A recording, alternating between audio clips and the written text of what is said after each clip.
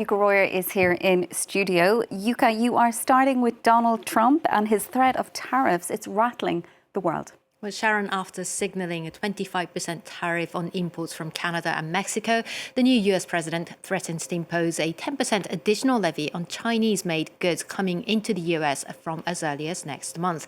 He also took aim at the European Union, calling it a big abuser, accusing it of running a big trade surplus with the United States. Europe is struggling to respond with one voice, as members have different views on how to navigate Trump's deal-based approach. French and German leaders emphasised unity this Wednesday. Eliza Herbert takes a closer look at the bloc's trade relations with the United States. France and Germany are presenting a united front.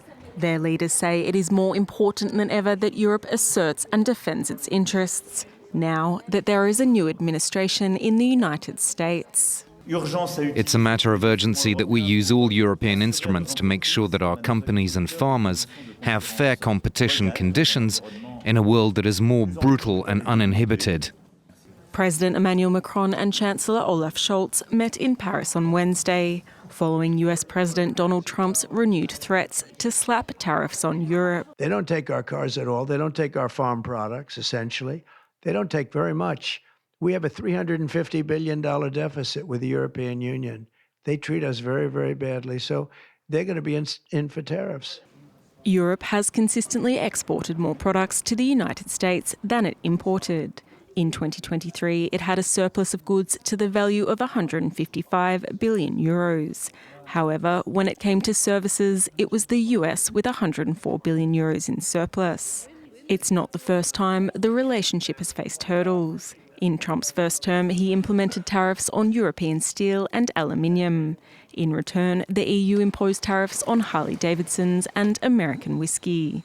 This time round, the landscape is different, with Europe's economies facing sluggish growth. The ability to retaliate is more limited for sellers than for buyers, right? If you need access to consumers in order to keep your economy growing and you don't have domestic demand, which has been the case in China and in Germany, that does limit the degrees of freedom. Regardless, the EU chief says the bloc stands ready to protect its interests.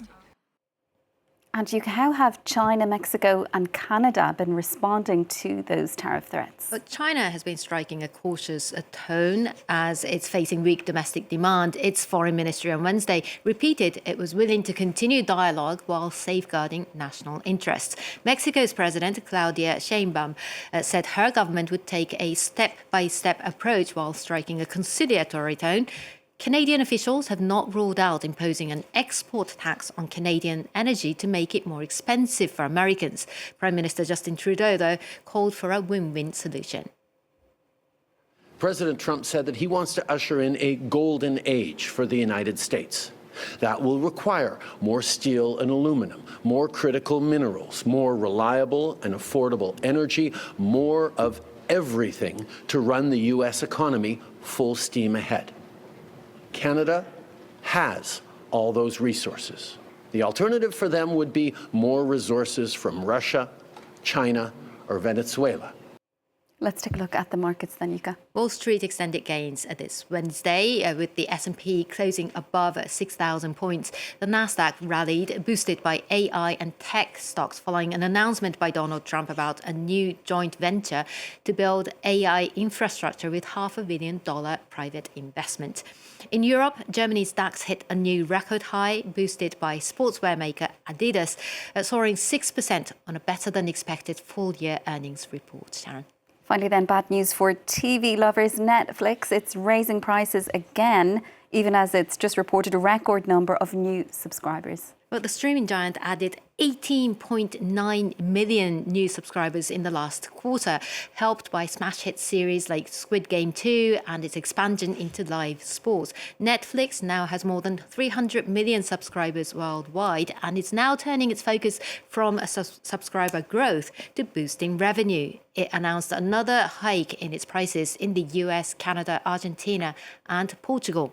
In the US, all membership plans, including the cheapest type with ads, will increase. Netflix stock rose about 10% this Wednesday. The company is worth more than several of its rivals like Disney and Paramount. combined.